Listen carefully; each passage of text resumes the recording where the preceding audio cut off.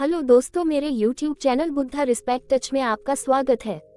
दोस्तों, गुस्से में बोले गए शब्द दूसरों को दुख पहुंचाते हैं। गुस्से की वजह से हमारी सोचने समझने की शक्ति कमजोर हो जाती है। इसी वजह से काफी लोग गुस्से में ऐसे शब्द बोल देते हैं जिनके लिए बाद में हमें पछतावा होता है, लेकिन मुंह से बोले गए शब्द वापस नहीं आते हैं। इसीलिए बोलते समय बहुत सतर्क रहना चाहिए। तो चलिए आज हम जानेंगे गौतम बुद्ध के द्वारा बताई गई इस छोटी सी कहानी के माध्यम से कि आप अपने गुस्से पर कैसे काबू रख सकते हैं। दोस्तों, आप इस कहानी में अंत तक बने रहिए। बहुत समय पहले की बात है। गौतम बुद्ध रोज अलग अलग गांव में जाकर लोगों को उपदेश देते थे।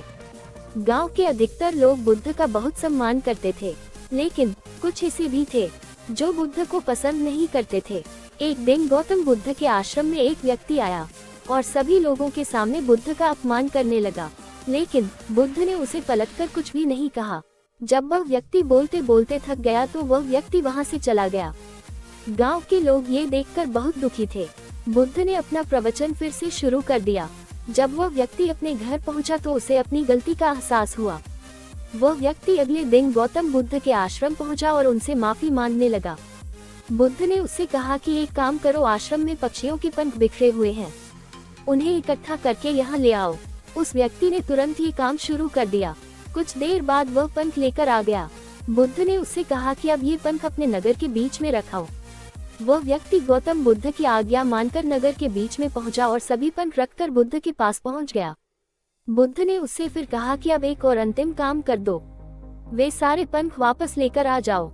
जब वह व्यक्ति नगर के बीच में पहुंचा तो वहां रखे सभी पंख उड़कर इधर उधर फैल गए थे।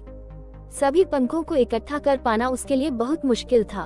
वह खाली हाथ ही बुद्ध के पास पहुंचा और पूरी बात बता दी। बुद्ध ने फिर उस व्यक्ति से कहा कि ठीक इसी तरह जब हम गुस्से में होते हैं तो जो कुछ भी बोलते हैं वह दूसरों को दुख देता है।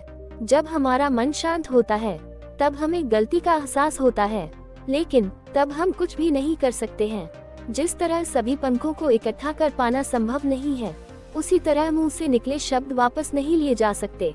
इसीलिए गुस्से से बचना चाहिए और कुछ भी बोलते समय हमें बहुत सतर्क रहना चाहिए।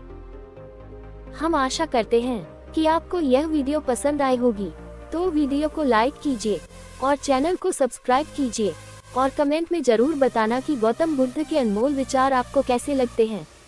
तो दोस्तों, फिर मिलेंगे। नमो बुद्धाय।